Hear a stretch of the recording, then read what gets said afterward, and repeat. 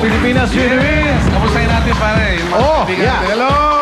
Mga taga-Tono Rizal! Wow! At saka Philippine Normal! Yan! Ano? Yes! Philippine Normal University. University. Maraming salamat po sa Boardwalk. Yan. Alexander Christie, yes. Ako, Dr. Snanin Pai Kalayan, Drizzy for my outfit today. Thank you so much. Vanity, thank you so much. Saka kay... Rhea of Jackie Rivera Salon. Oy, pare, Noy, balita ko. Meron kang inihahandang special performance bukas. yes. Bukas na bukas po. Tama ka, paring Ray. Special talaga ito dahil... Bakit ka mo? Bukas, magre-reunion kami nung banda ko dati. Anong Yung banda? Family Birth Control Band. Family Birth Control Ito Band, sila. yes. Wow, Okay. pero dahil uso yung mga dati-dati na yan, ito may surpresa tayo para kay Rico J. Puno. Yan, pakita natin yan. Ayan. Yan ang lumang-luma! Eh, Diyos.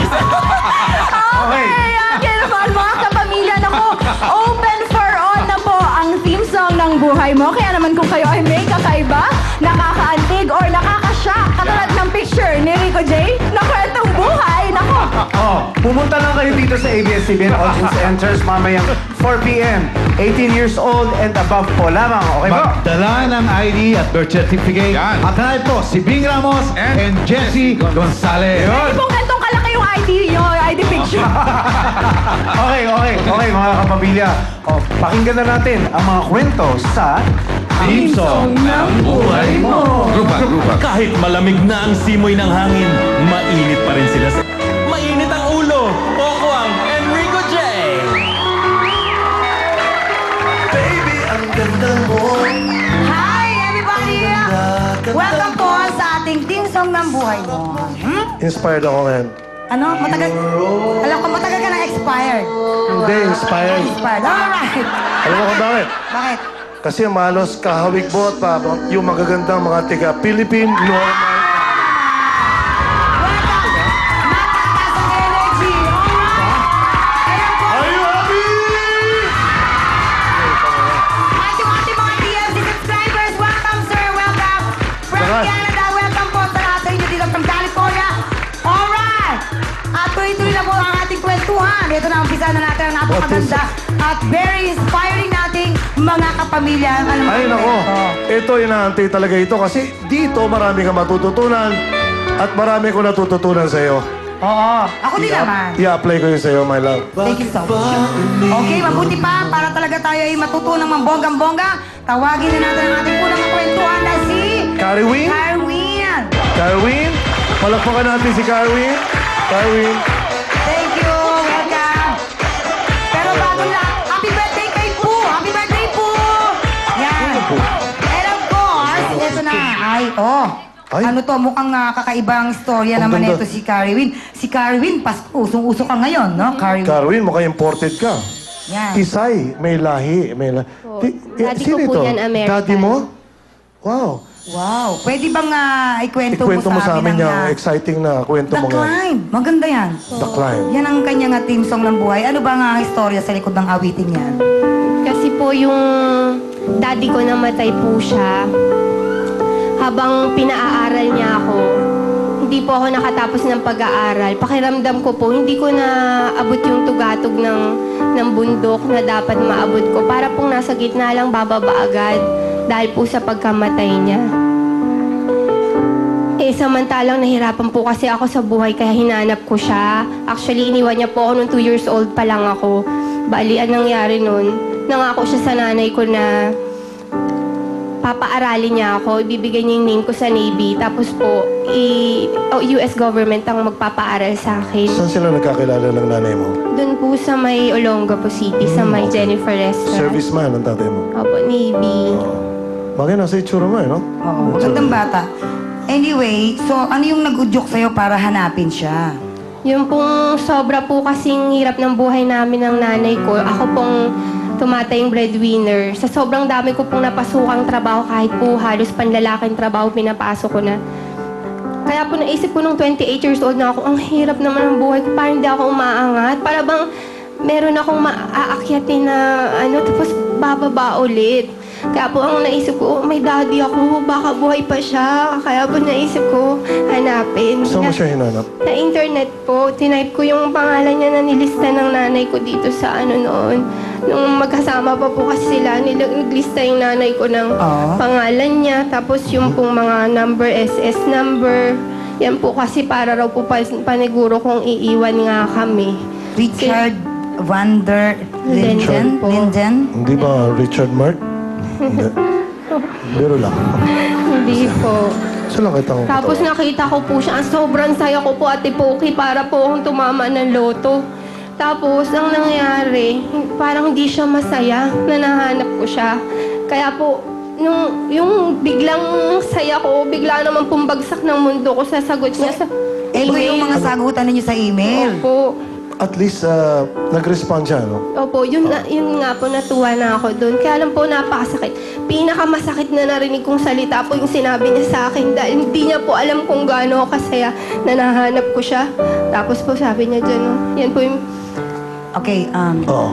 Sabi niya po, please do not think that I am a knight in shining armor who going to ride in and rescue you. Yun po. Hindi niya alam kung gaano ako nagkaroon ng pag-asa na nakita ko siya.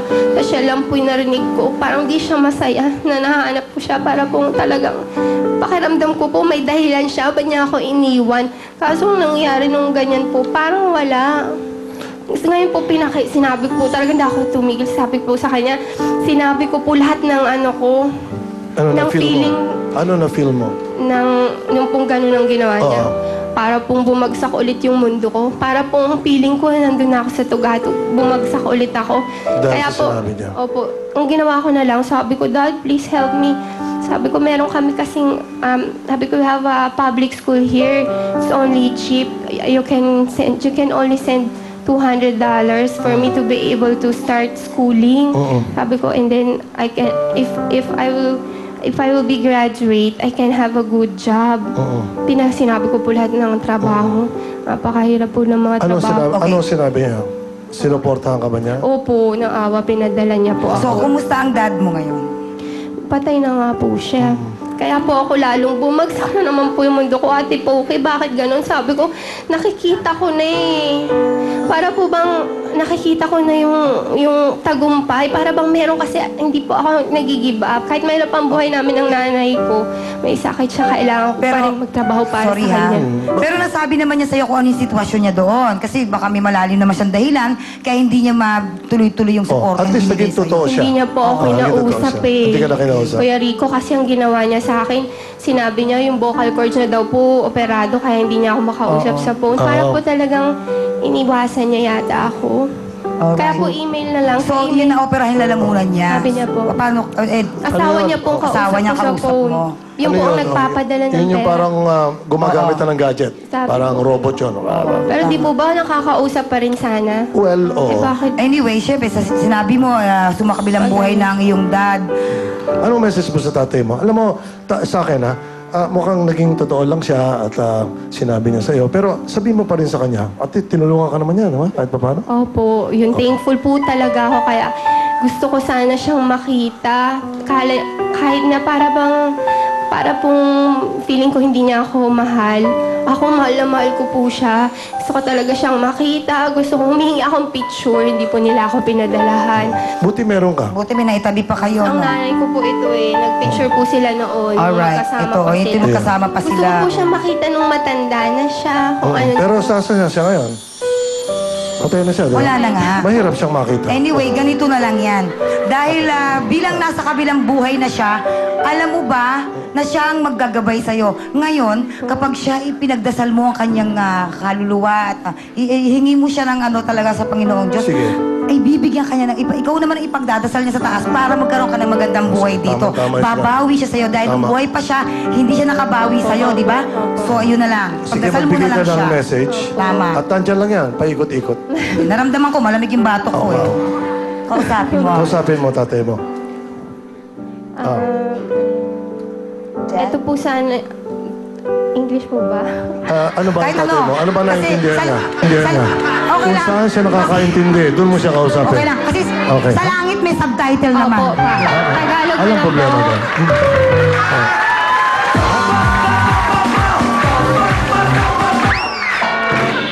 Malay mo, baka sakaling bumangon, wala tayong, alam mo na. Hindi, biro lang. Kasi go.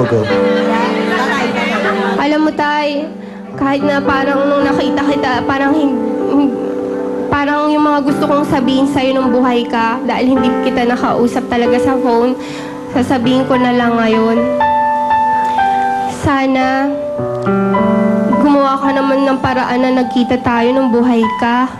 Eh kaso naman po parang hindi nyo naman talaga ako gustong makita. Gusto mo bang